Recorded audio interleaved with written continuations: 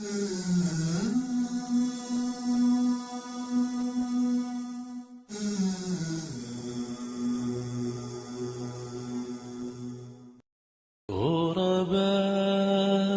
غرباء غرباء غرباء غرباء غرباء غرباء. Assalamualaikum warahmatullahi wabarakatuh. Innal hamdalillah nahmaduhu wa nasta'inuhu wa nastaghfiruh wa na'udzu billahi min shururi anfusina wa min sayyiati a'malina. May yahdihillahu fala mudhillalah wa may yudlil fala hadiyalah.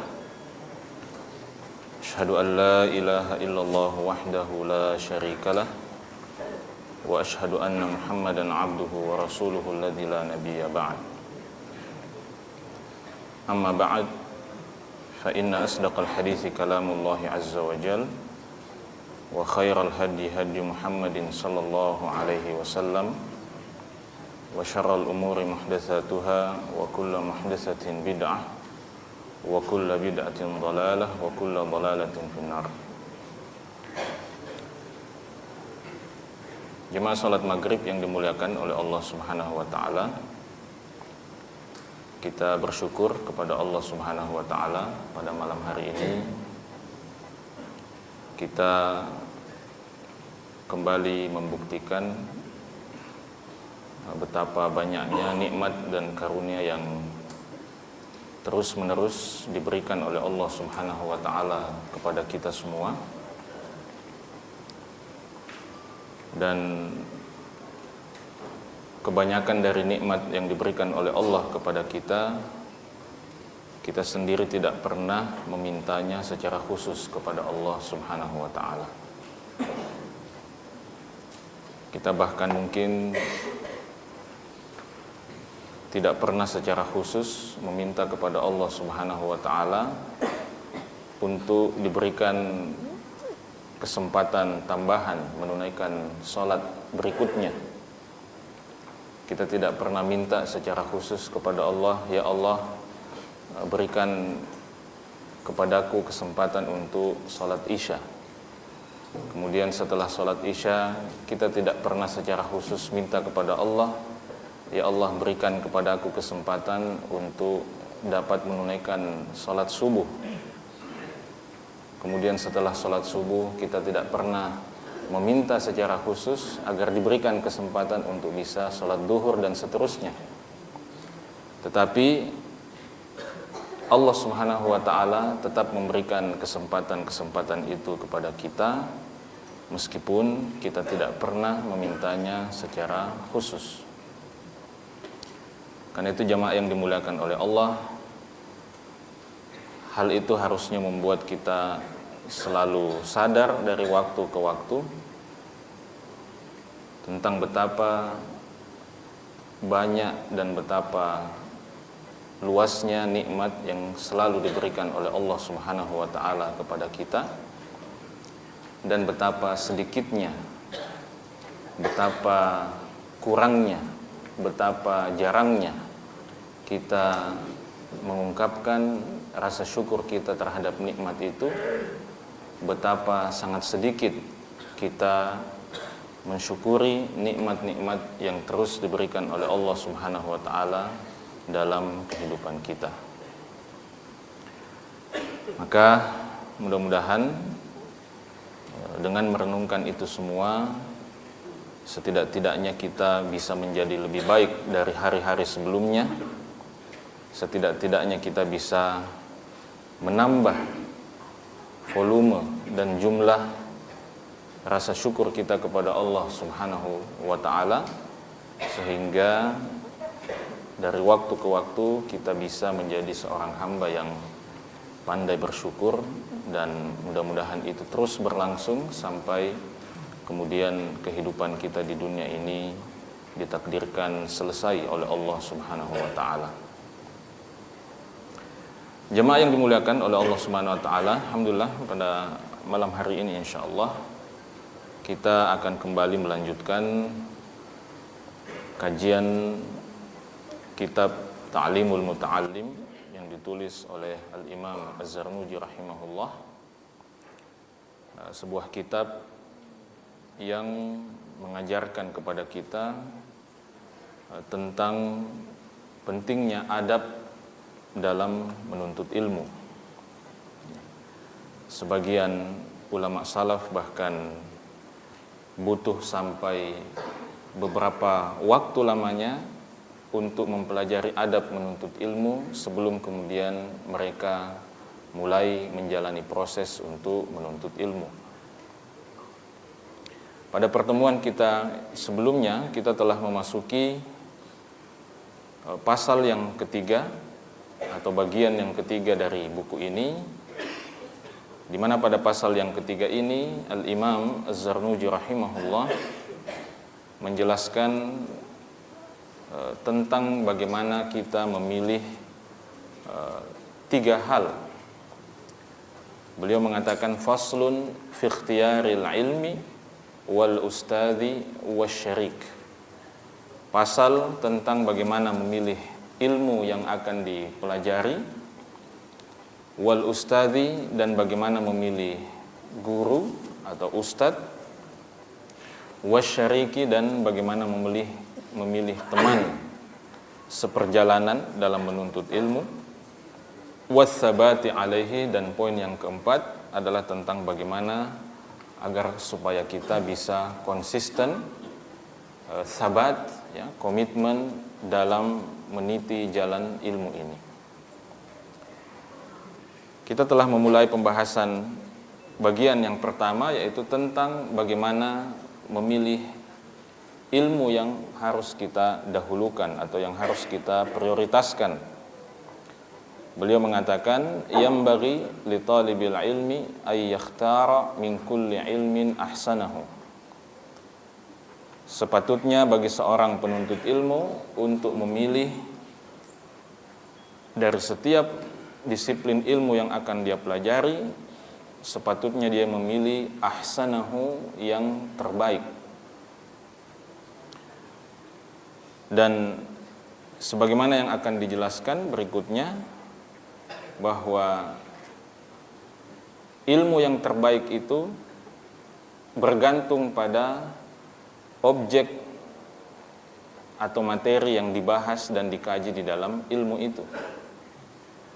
Maka semakin mulia objek yang dibahas di dalam ilmu itu, materi yang dibahas di dalam ilmu itu, maka semakin mulia pula kedudukan ilmu tersebut.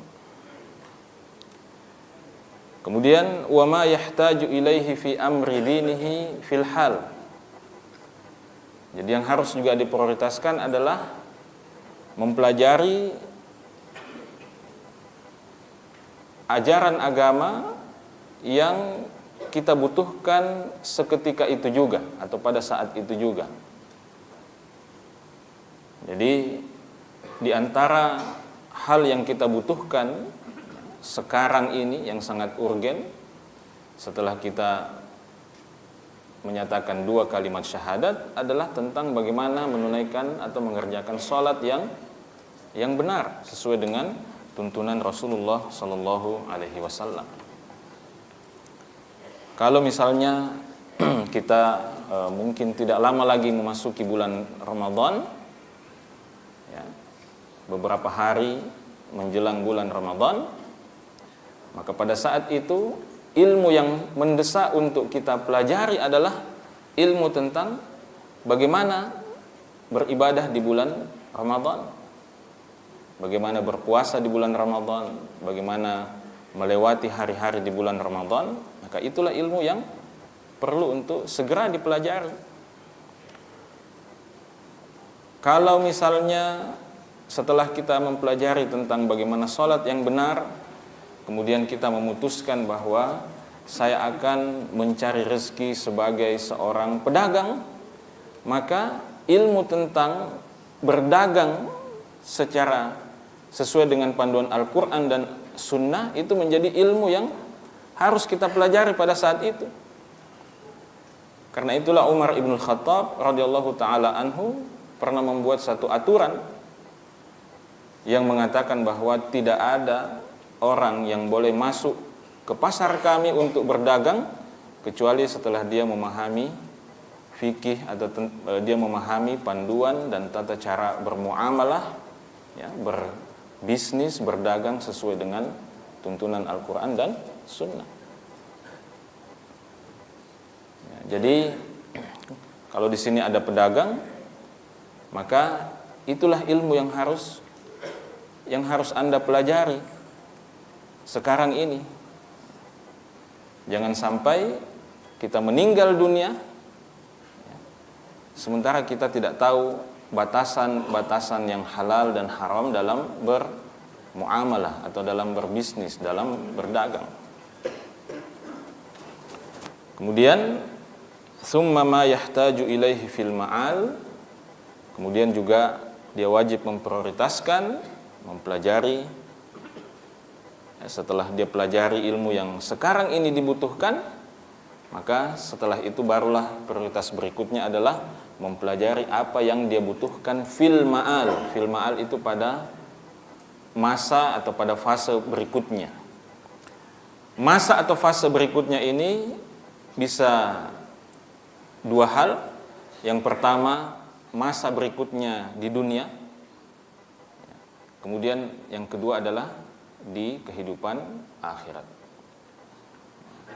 Jadi kalau kita sudah mempelajari semua yang kita butuhkan, yang harus kita ketahui untuk mengamalkan satu amalan pada saat ini, setelah itu baru kita merancang untuk mempelajari ilmu-ilmu lain yang kita butuhkan.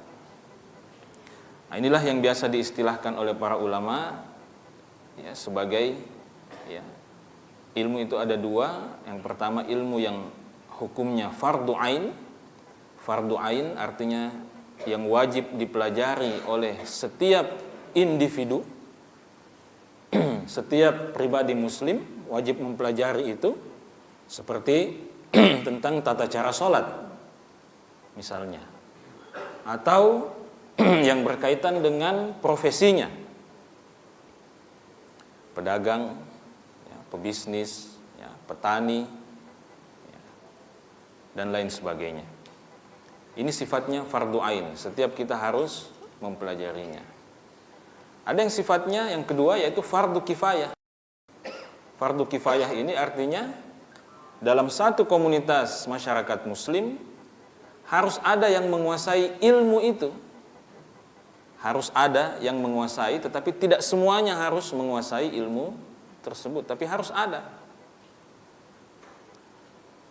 Misalnya mempelajari fikih perbandingan mazhab misalnya. Fikih perbandingan mazhab itu maksudnya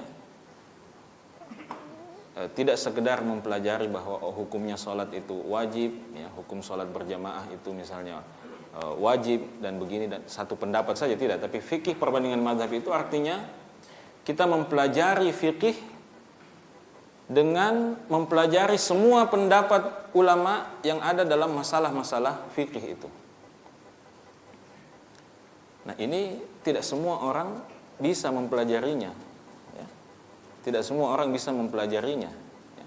Karena mempelajari fikih yang biasa, yang standar saja, ya, sudah banyak orang yang sakit kepala.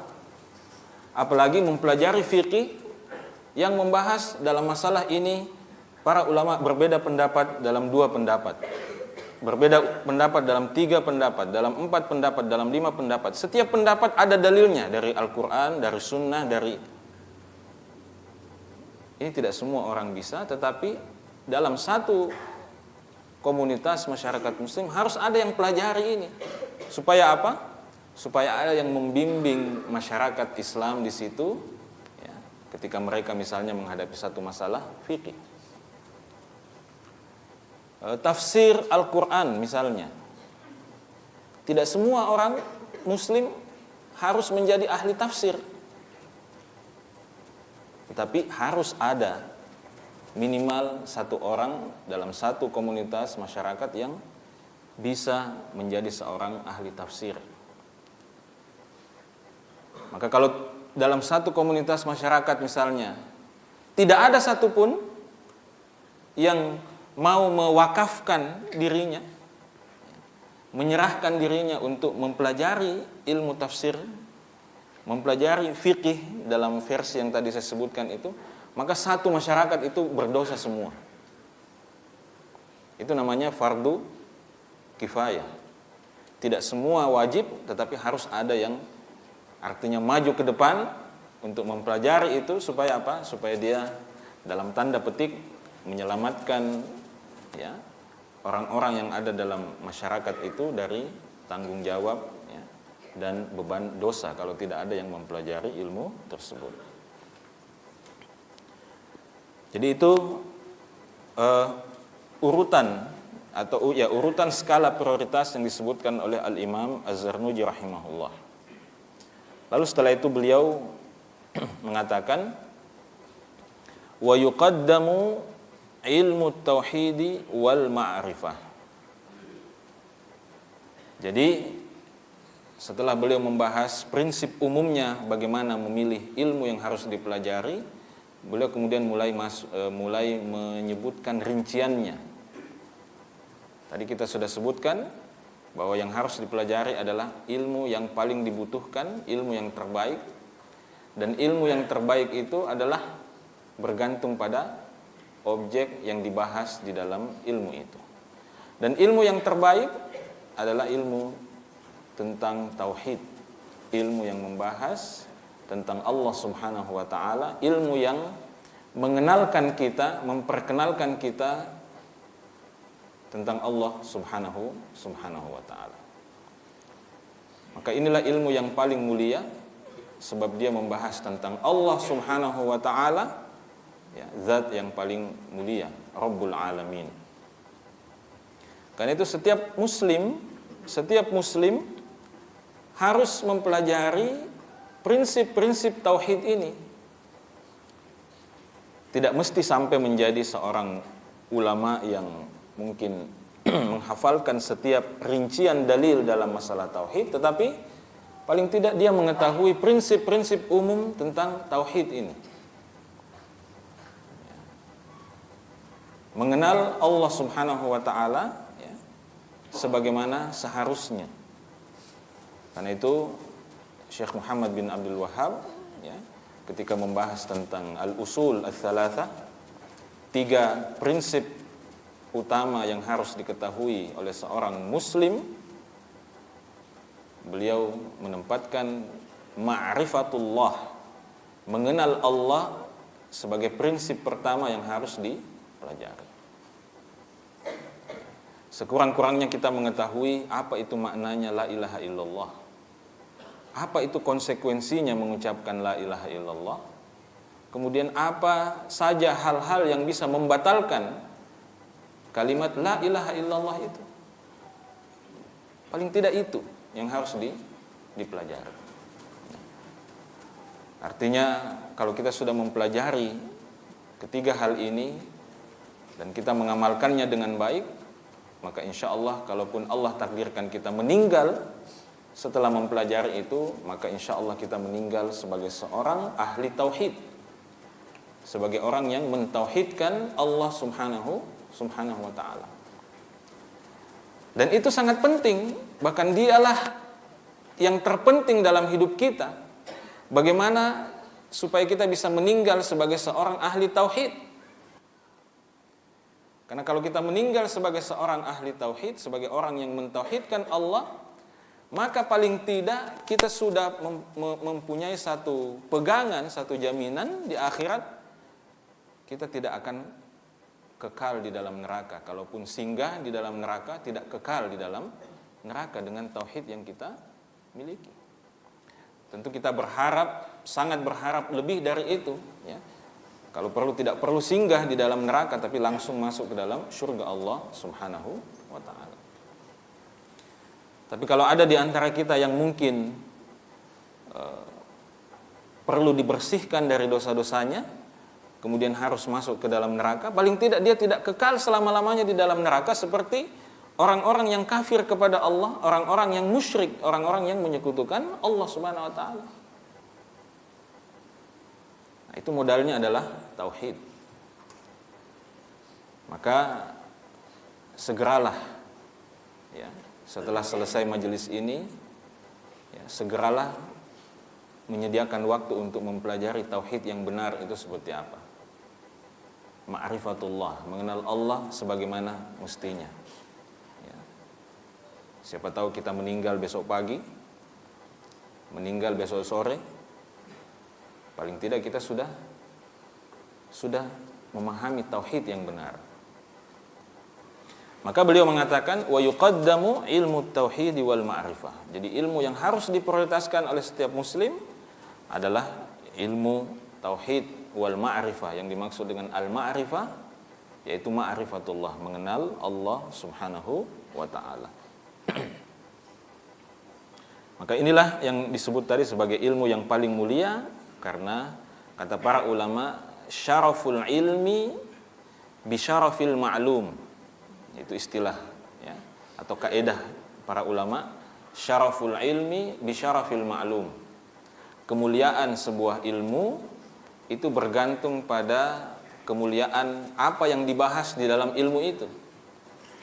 Semakin mulia pembahasan apa yang dibahas dalam ilmu itu, maka semakin mulia ilmu itu. Maka ketika yang dibahas dalam ilmu tauhid adalah ilmu tentang Allah Subhanahu wa taala, maka ilmu tauhid menjadi ilmu yang paling mulia, bahkan ilmu yang paling penting untuk dipelajari oleh setiap muslim. Wa ya'rifullaha bid-dalil. Jadi dengan ilmu tauhid itu seorang penuntut ilmu dapat mengenal Allah Subhanahu wa taala bid-dalil ya, dengan dalilnya.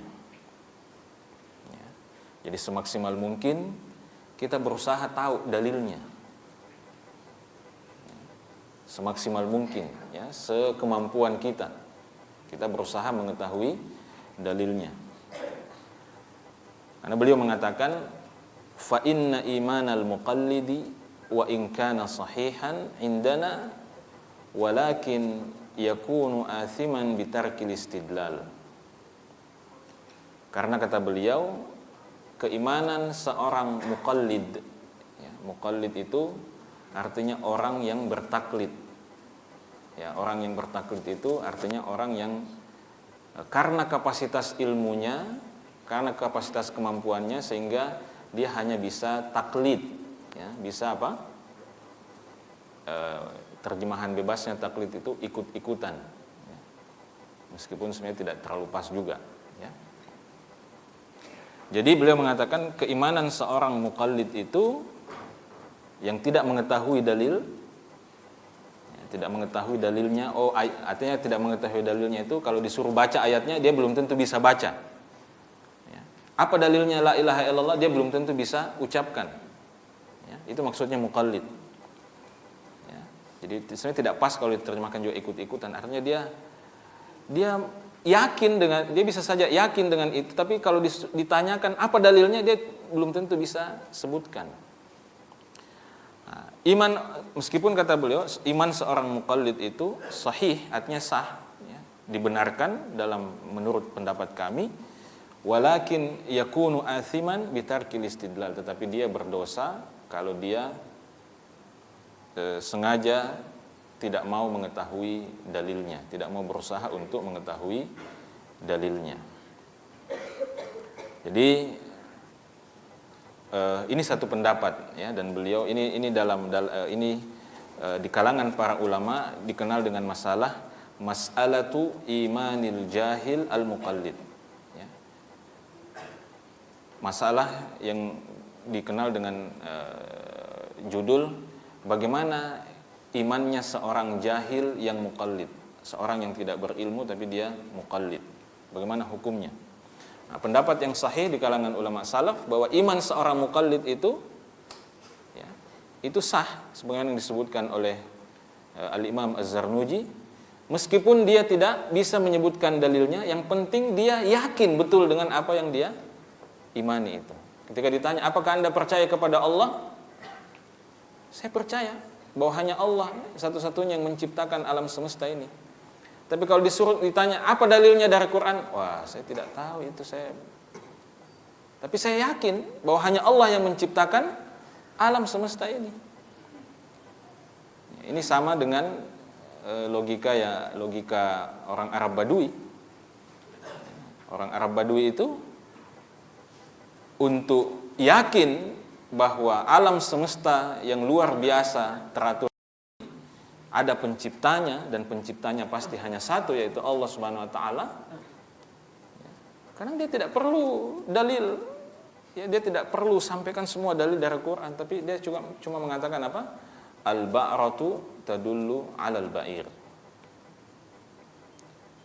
Tai kuda itu menunjukkan adanya kuda. Ya. Jadi dia tidak perlu sebut dalil Quran, dia cuma mengatakan kalau di situ ada tai kuda, ya, kalau kita jalan satu jalan, kemudian di jalan itu kita temukan ada seonggok tai kuda. Tai kuda ini menunjukkan apa? Bahwa pasti baru saja ada kuda yang lewat di sini dan buang hajat. Tidak mungkin tai kuda ini muncul tiba-tiba sendiri. Ya. Tidak mungkin tai kuda ini menciptakan dirinya sendiri.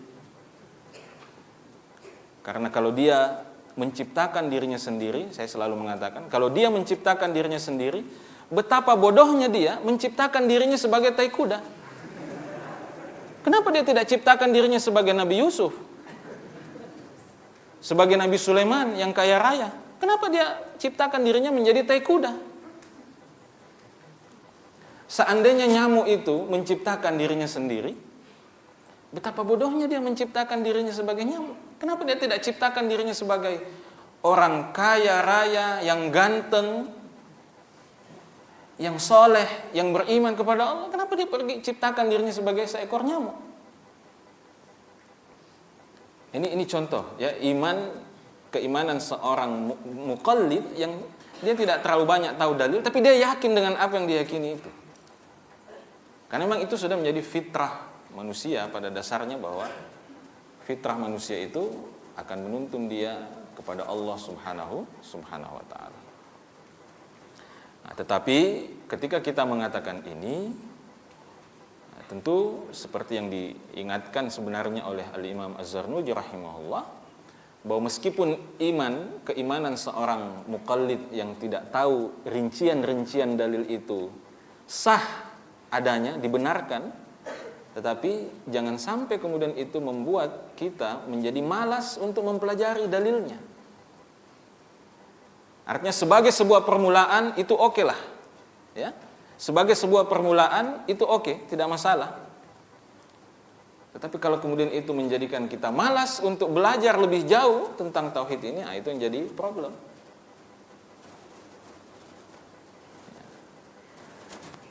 Jadi tetap, ya, sebagai seorang muslim kita harus bersungguh-sungguh menuntut ilmu untuk mencari memahami lebih jauh dalil-dalil yang berkaitan dengan masalah tauhid ini. Lalu kemudian beliau mengatakan wa yakhtarul atiqa dunal muhdatsat. Wa yakhtarul atiqa dunal muhdatsat. Dalam belajar, dalam menuntut ilmu, hendaknya seorang muslim itu memilih al-atiq.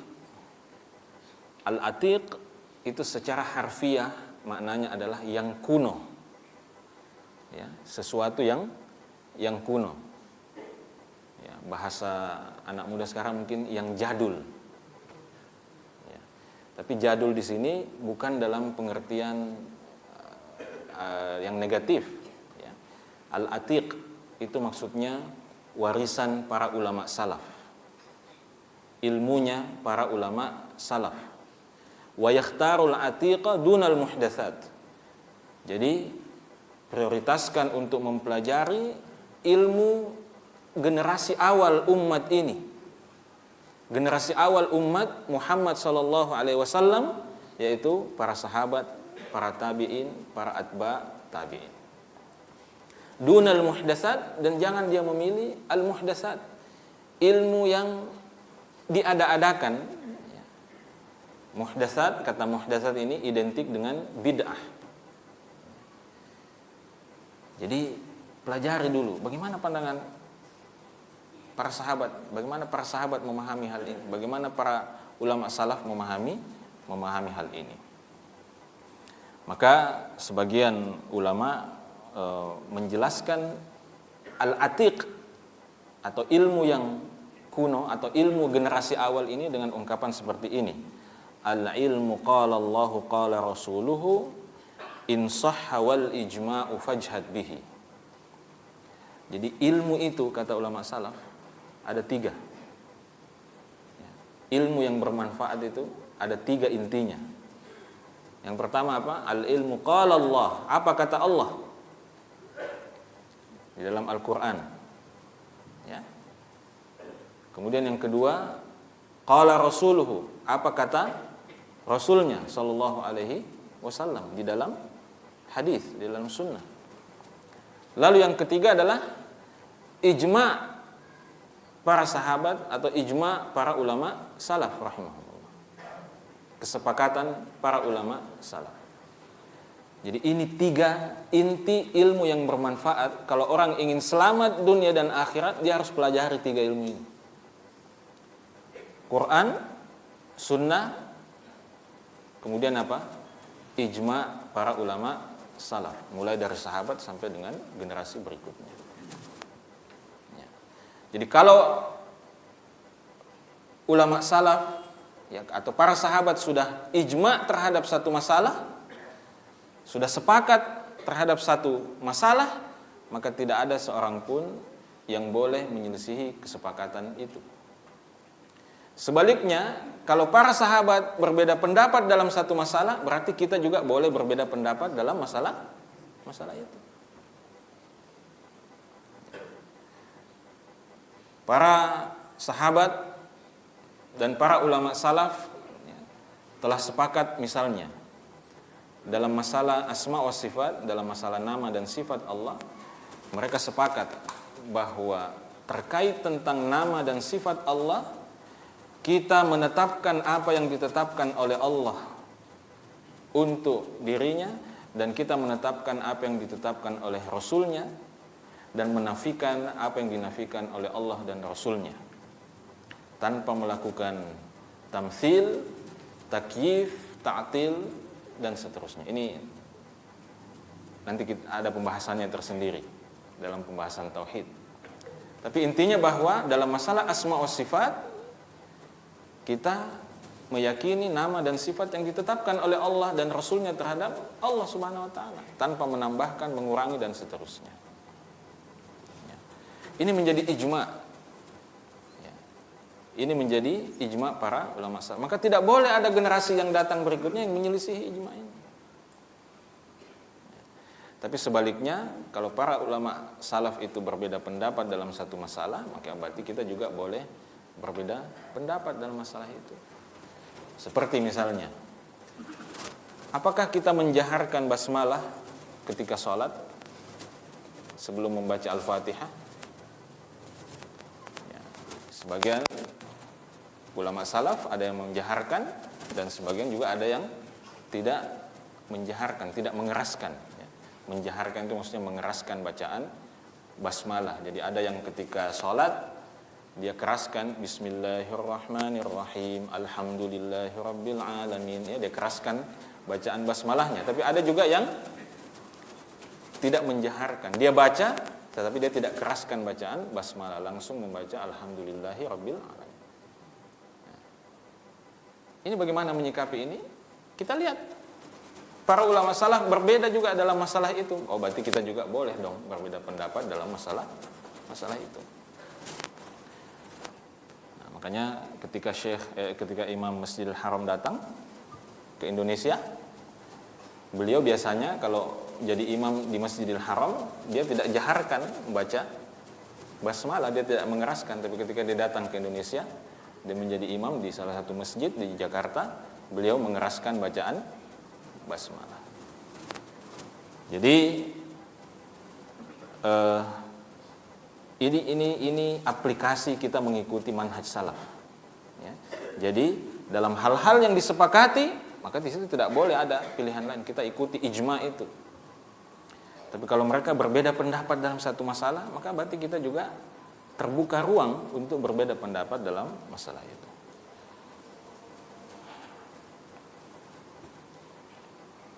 Qalu, ya, sebagian ulama mengatakan, alaikum bil atiq wa iyyakum wal muhdatsat. Hendaklah kalian mengikuti al-atiq, mengikuti ilmunya generasi terdahulu, ya, generasi awal umat ini, wa iyyakum wal muhdatsat, dan jauhilah ilmu-ilmu yang diada-adakan oleh generasi belakangan yang tidak ada hubungannya, tidak ada landasannya dari Al-Quran, Sunnah, dan ijma' para salafus salih rahimahumullah. Lalu beliau menitipkan pesan. Beliau mengatakan, wa iyyaka an tashtaghila bihadzal jidal alladhi dhahara ba'da inqiradil akabir minal ulama. Jauhilah segala macam, ya, jangan sampai Anda disibukkan dengan al-jidal. Ya, al-jidal itu perdebatan, atau tepatnya debat kusir. Jadi semua bentuk perdebatan yang tujuan akhirnya bukan untuk mencari kebenaran. Ya, tujuan akhirnya bukan untuk mencari kebenaran. Itu disebut jidal. Jidal yang tercela, ya, perdebatan yang tercela, yang kata beliau zahara ba'da inqiradil akabir minal ulama, yang mulai muncul setelah berlalunya generasi para ulama-ulama besar. Yang dimaksud adalah para ulama salaf rahimahumullah.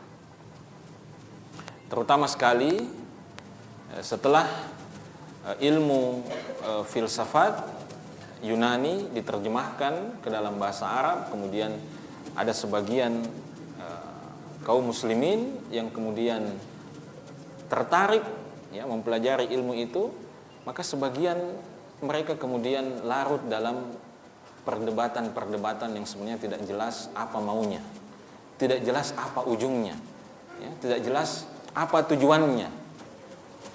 Pokoknya sekedar sekedar menunjukkan kemampuan adu argumentasi saja. Entah itu dalilnya, argumentasinya benar atau tidak, ada dalam Al-Quran atau tidak. Pokoknya siapa yang paling hebat, ya, beradu argumentasi, tidak ada tujuannya. Sekedar menunjukkan kehebatan beradu mulut, ya, bukan untuk mencari kebenaran.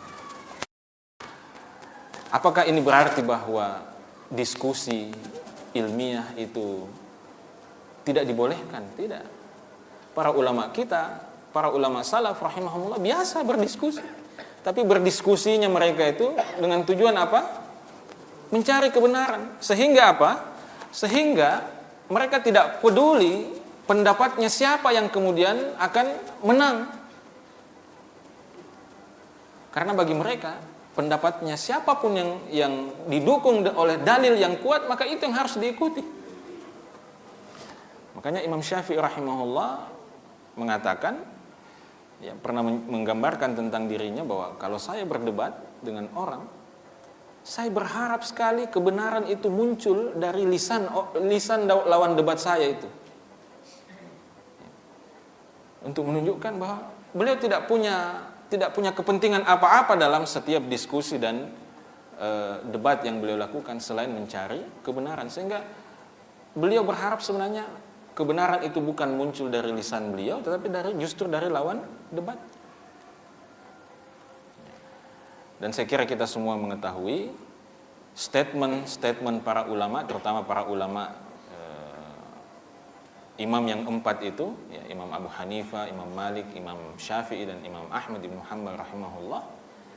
Statement mereka yang menyatakan bahwa idza sahhal hadits fa huwa madhhabi. Kalau satu waktu nanti, jadi ini saya melihatnya ini sebagai wasiat mereka kepada murid-muridnya sebelum mereka meninggal. Seakan-akan mereka mengatakan, kalau satu saat nanti setelah saya meninggal, kalian menemukan hadis yang sahih, ya, yang lebih sahih daripada hadis yang saya gunakan sekarang, ya, dan hadis itu berbeda dengan pendapat yang saya sampaikan sekarang, maka ketahuilah sejak saat itu pendapat saya berubah dan mengikuti hadis yang lebih sahih itu.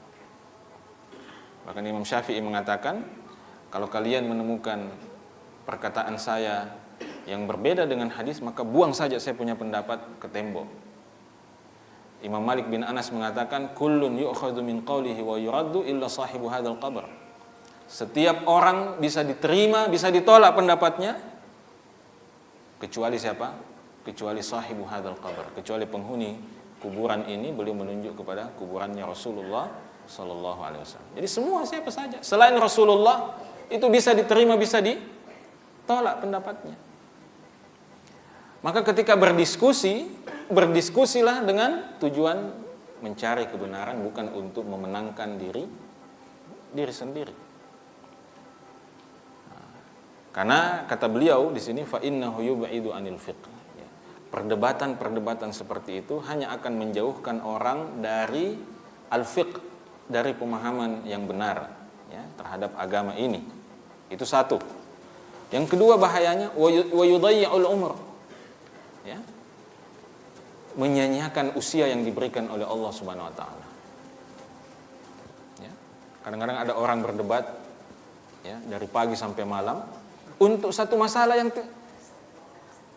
yang seandainya pun dia tahu jawabannya, itu tidak menjadi jalan bagi dia untuk selamat di akhirat.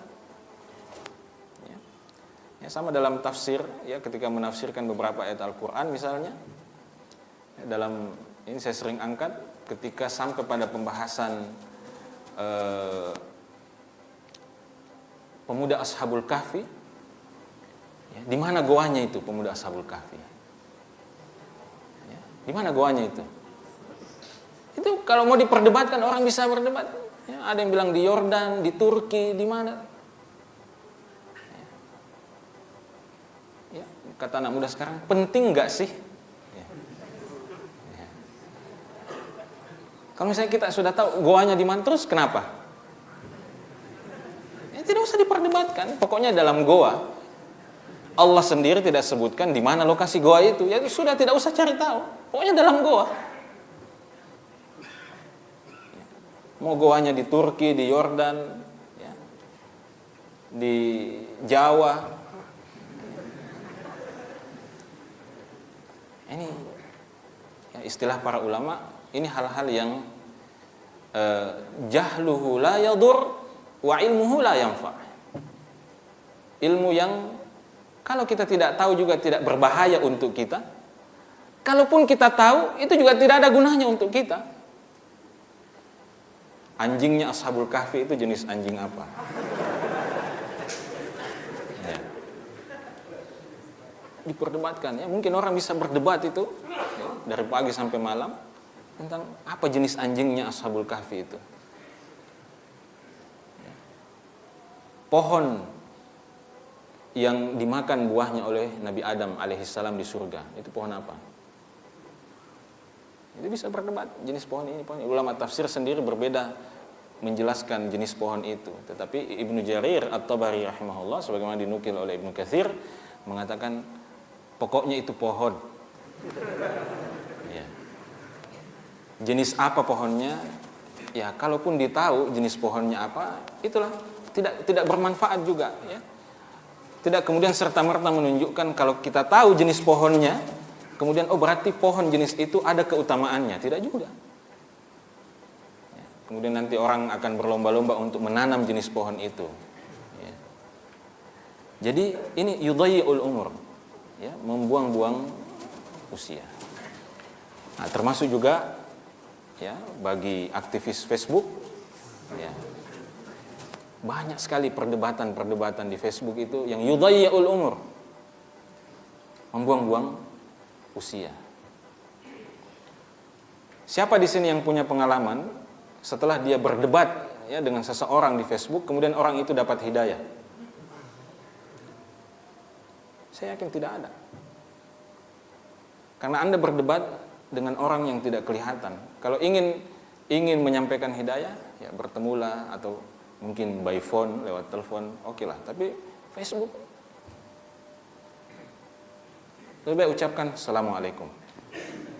Ya sudah, sandar saja.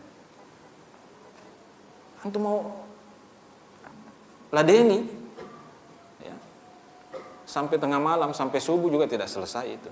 Ya. Nah, ini yudayyaul umur, membuang-buang. Wa yurithu al-wahsya wal adawah, dan akan mewariskan, melahirkan permusuhan dan kebencian. Ini perdebatan-perdebatan seperti ini, ya, yang dasar berangkatnya, landasan berangkatnya bukan karena ingin mencari kebenaran. Wa huwa min asyratis saah, dan ini adalah salah satu tanda kiamat.